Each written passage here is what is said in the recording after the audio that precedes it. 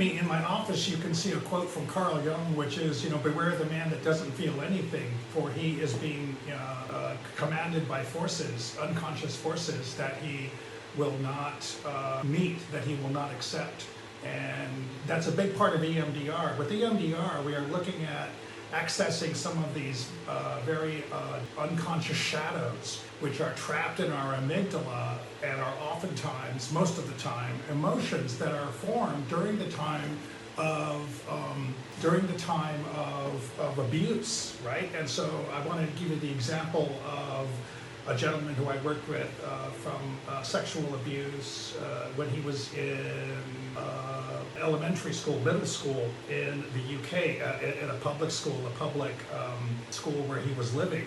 And, his whole life, a lot of it, was driven by the secrets of sexual abuse, and also by the unwillingness of his family, his parents, to believe him and accept, what happened to him at the time that he was away in school. And so these create all kinds of unconscious and just below the surface belief systems that are they can be very destructive to human life.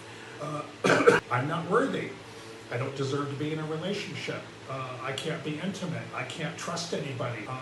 Even my parents let me down. So institutional betrayal, right? So I'm going to get betrayed. I'm going to get abused. I'm going to get in trouble. And by the way, sex is illicit. And so all of this baggage of, but just below the surface stays with us. And the EMDR I did with this gentleman over the course of 4 days at about 2 hours each day, intensive EMDR, tremendously effective, and he very much appreciated it because he was able to reinterpret beliefs about himself that he'd been carrying around for decades. And that's the beauty of EMDR. You can look at very deep trauma that occurred at a time, the primary trauma of the abuse, and then the I would call it the moral injury of parents who refused to do anything about what happened to him, and therefore a sense of betrayal and abandonment kicked in.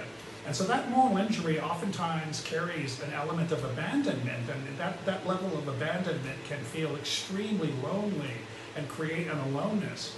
And EMDR is a way to draw this out and get rid of it and replace it with a sense of community, with a sense of self-worth and a sense of boundaries that a person can then understand in a different light, and can let intimacy in, and can let trust in, and can shift their perspective on how they approach relationships with women.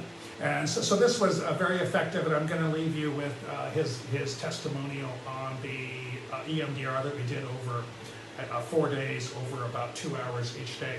So happy day to you, health and happiness to you, peace of mind, and we'll talk tomorrow.